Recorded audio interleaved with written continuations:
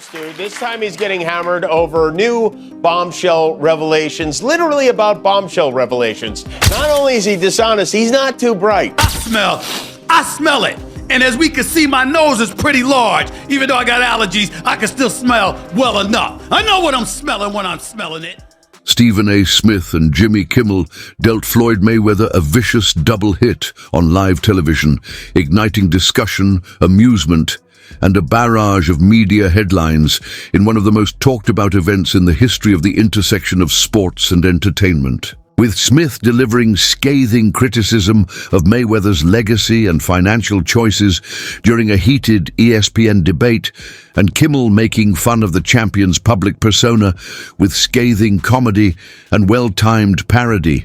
The incident, which combined ESPN's uncensored sports commentary with Kimmel's trademark late-night satire, occurred against the backdrop of mounting controversy surrounding Mayweather's alleged involvement in cryptocurrency scams, dubious real estate transactions, and unpaid debts. The two media behemoths did more than just provide entertainment. They revealed flaws in the undefeated boxer's meticulously built empire. Or was this just... I guess it's something that they just made up. Something made up. Do you think they're going to paint over that when it goes as everyone seems to think it's going to go? I'm pretty sure. Yeah. You should buy that gym from him and knock it down with a wrecking ball. We can do that. That would be something you could do. We can do that. You could potentially make... How much money could you reasonably walk out of this fight with? 350 million. $350 million. Yes. Wow. I know you love money, right? I mean... Floyd. Mayweather's scrutiny was further heightened by Jimmy Kimmel's sharp and thought-provoking questions. Beneath his glitzy lifestyle and public image, serious financial issues started to emerge. Even the wealthiest people can become unstable due to careless spending, poor investments, and an unreliable source of income, as financial analysts have repeatedly warned. Those worries are no longer hypothetical in Mayweather's situation. Rather, they seem to be developing in actual time. I bought myself on my contract for $750,000, and in just 3 fights, I made $750 million.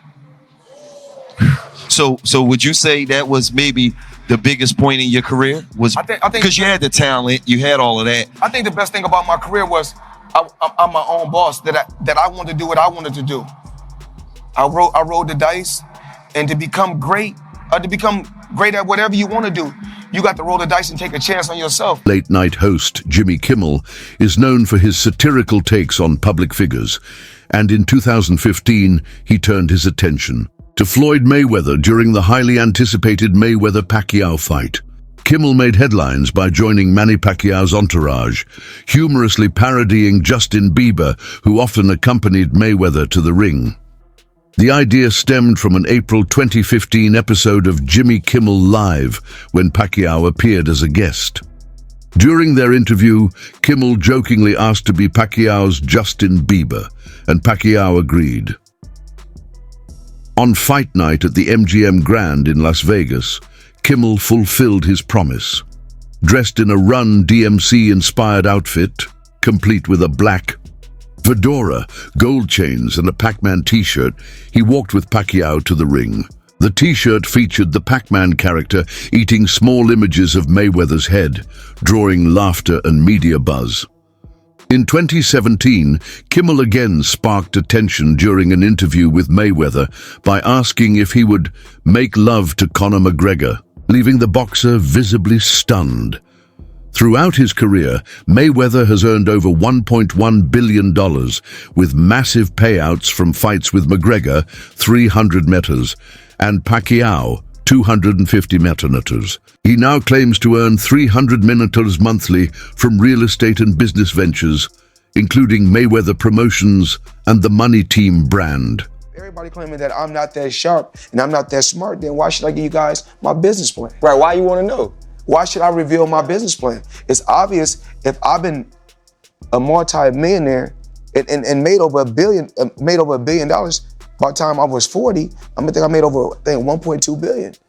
with no endorsement deals, independent. So it's obvious I got some type of remedy, or I know what I'm doing. Floyd, Mayweather's financial flex, wealth, criticism, and questions of sustainability during a 2017 appearance. On Jimmy Kimmel Live, Floyd Mayweather offered a glimpse into the opulent lifestyle that has come to define his public image. Known for his unapologetic displays of wealth, Mayweather told Kimmel, "Whatever you bet, if you don't win, I'll give it back to you." A bold declaration that highlighted his supreme confidence in both his earnings and financial intuition. Mayweather went on to share that he once had a Brinks truck deliver millions of dollars directly to his residence, just one of many examples of his extravagant habits. Among his regular expenses, $1,000 meals prepared by a personal chef and equally priced haircuts from a private barber. His car collection is just as lavish, with standouts like a $4.7 million Koenigsegg CCXR Trevita, one of only 2 in the world. But while Mayweather's lifestyle exemplifies excess, it has also drawn scrutiny from financial commentators like ESPN's Stephen A. Smith. Smith has publicly questioned the long-term sustainability of Mayweather's spending, pointing specifically to a reported $42 million investment in New York City real estate. Despite the large figure, investigations have found no corresponding changes in property ownership, prompting skepticism about the legitimacy of the deal. Smith's critique raises broader concerns about the disconnect between Mayweather's public image as a financial mastermind and the reality of his investments. The lack of transparency, coupled with his high-cost lifestyle, fuels doubts about his financial planning. Though Mayweather has earned hundreds of millions throughout his boxing career, experts warn that unchecked spending and dubious financial strategies could undermine his fortune. Smith's commentary serves as a cautionary tale about the importance of sound investments, fiscal transparency, and sustainable living, even for the richest among us. Third, having any real kind of boxing background. I did not see the fight, although I heard he lost every round and Floyd Money Mayweather was whipping him pretty good. I was not there. I did not see it. I do not know. Here's what I do know, which is where my disappointment comes from. When you are as great as Floyd Money Mayweather, everybody doesn't deserve to be in your space. I know you like to make money.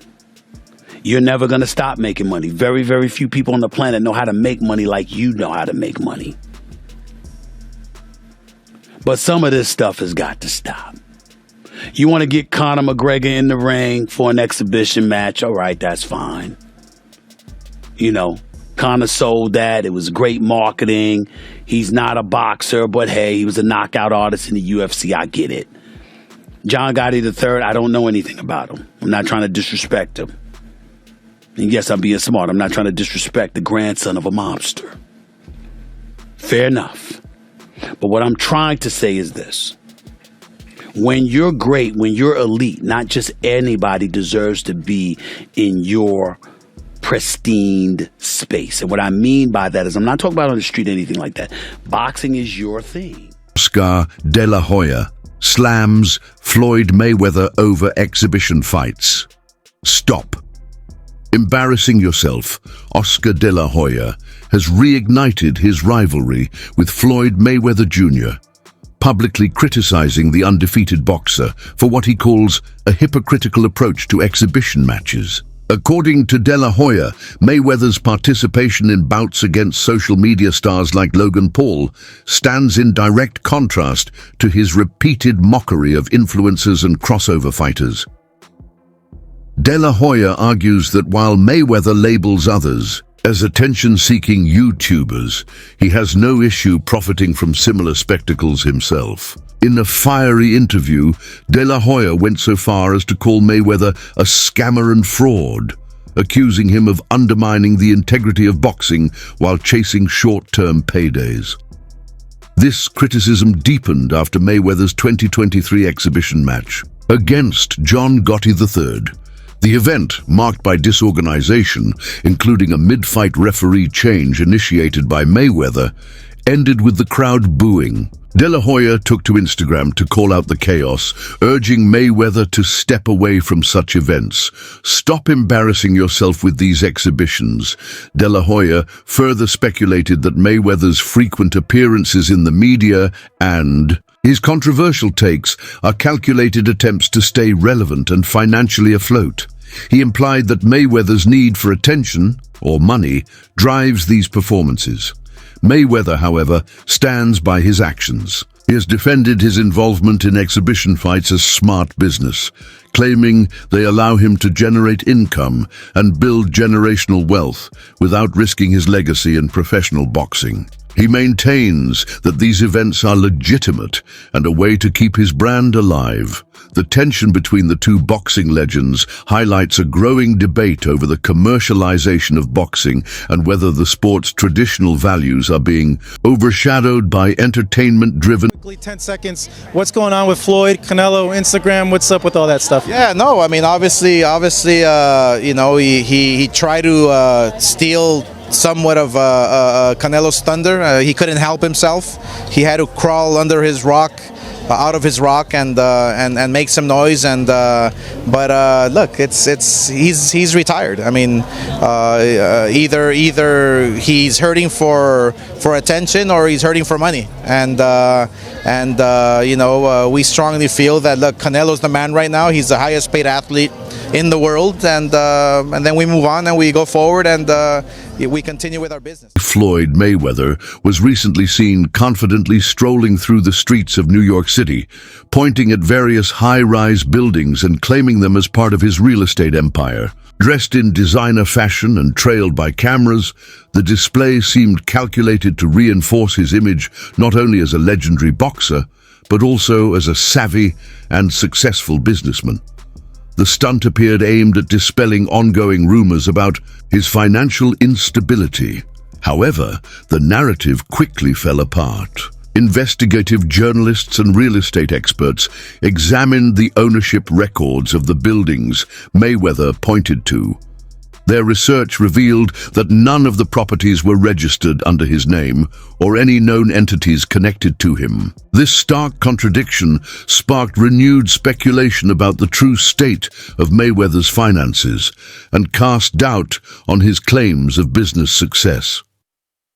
Further scrutiny came with the release of a video showing Mayweather lavishly renting luxury mansions, many of which he does not appear to need. Critics argue that this pattern of high-end rentals rather than purchases suggests a desire to maintain a public image of wealth rather than make sound financial decisions.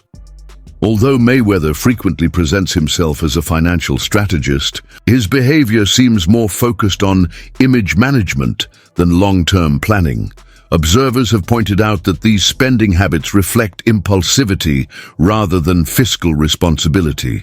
Renting expensive homes for short-term use, flaunting wealth through social media, and making unverified claims about property ownership suggest a deeper need for external validation.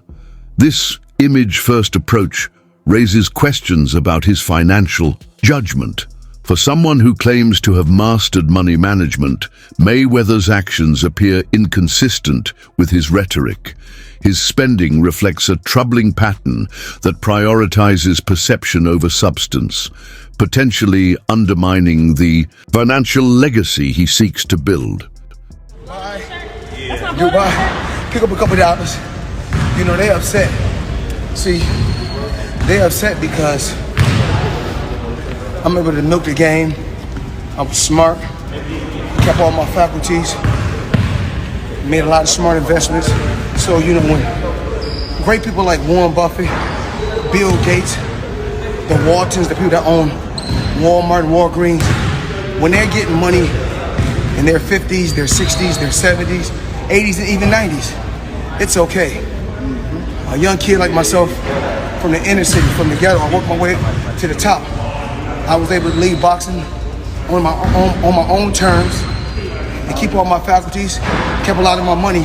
So they're upset that I'm able to go out there and continue to make 40 and 50 and 60 million outside the ring. You can't get mad. Yo, listen, this is what God wants.